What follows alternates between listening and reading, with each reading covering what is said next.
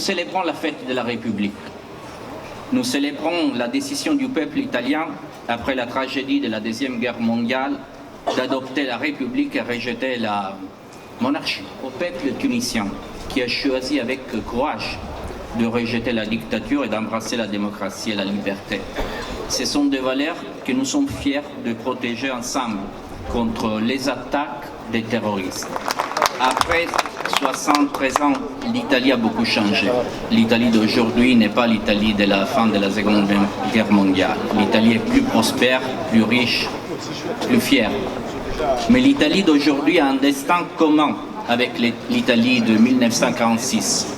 Ce destin s'appelle Méditerranée. Chers amis tunisiens, chers diplomates tunisiens, nous comptons sur vous. Car nous avons la même vision sur les défis internationaux. Et je cite par exemple les défis que nous avons en Libye à côté. Mais surtout, nos deux pays sont liés par une relation qui est animée par vous, par la société civile, par un sentiment commun, par des mentalités similaires, par un esprit, je répète, de fraternité entre nos citoyens. Et là, ce supplément d'âme dans nos relations rend tout plus simple et naturel. C'est la simplicité des relations. À titre d'exemple, cela nous a poussé cette année à organiser un événement historique, jamais organisé auparavant, dans l'histoire millénaire de nos pays.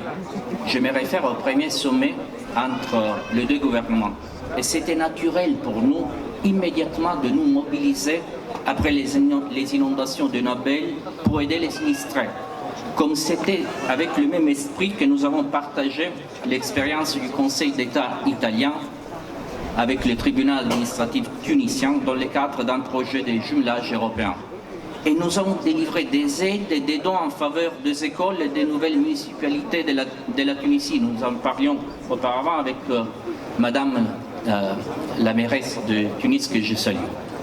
La magie de l'amitié, c'est de rendre simples les tâches les plus difficiles.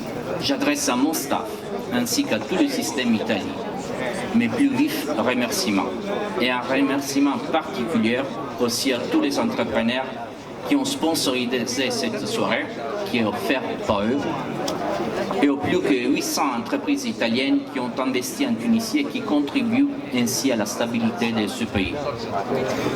Un dernier point. Nos relations trouvent leur fluide vital dans cette écumène culturelle développée tout au long des siècles. Pour cette raison, encore une fois, j'ai voulu donner une forte impulsion à la diplomatie culturelle. Encore une fois, dans l'art comme dans la politique, il est naturel pour nous de s'entendre, parce que notre relation est forte, profonde et aussi pleine de vibrations positives. Merci, vive l'Italie, vive la Tunisie.